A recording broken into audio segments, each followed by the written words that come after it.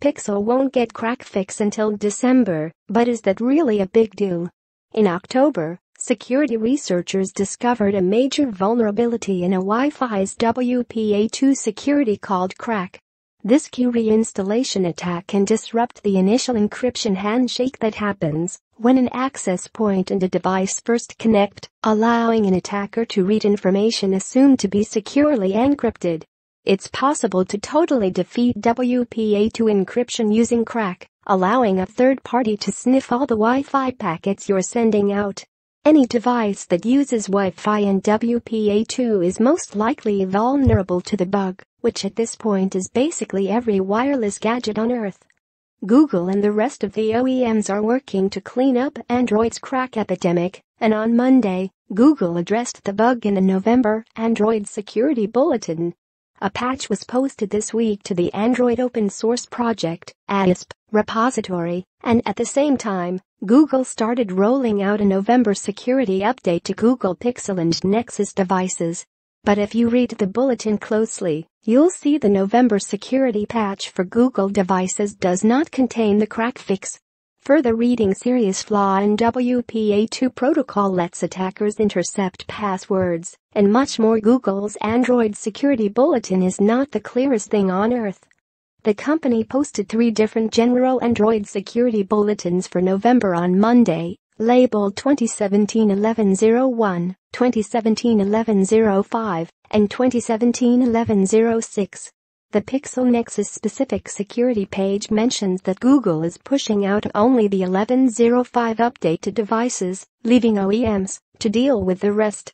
However, Google also had language saying the 11.05 release addresses all issues in the November 2017 Android Security Bulletin, which would suggest a KRACK fix.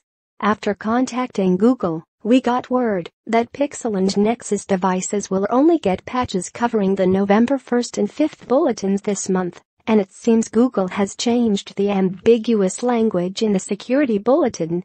We also have a bit of news. The KRACK vulnerability won't be patched on Google-branded devices until December.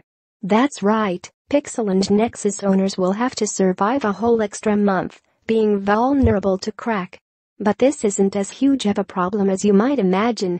The KRACK vulnerability affects nearly all Wi-Fi devices, but the researchers put a big target on Android specifically when they said the attack was exceptionally devastating against Linux and Android 6.0 or higher. The reasoning the post laid out was that, because Android could be tricked via KRACK into installing an all-zero encryption key, the researchers claimed it was trivial to intercept and manipulate traffic sent by these Linux and Android devices. KRACK can essentially completely break WPA2 security, but the thing is, while Android does use WPA2 for encryption where available, Android doesn't rely on WPA2 for security. Android is used to running on a variety of networks.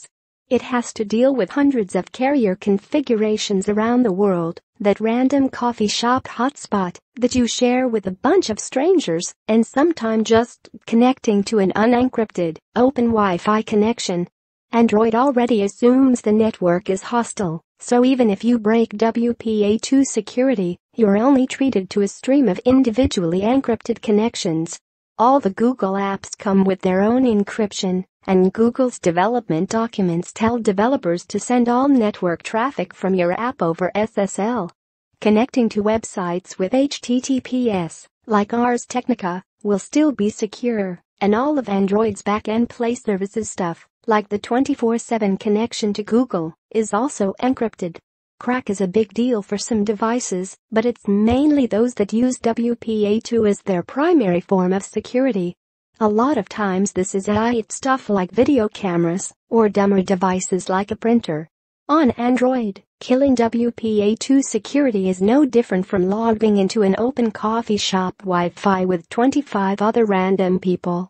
Android is used to this, and the OS and apps generally take the right precautions.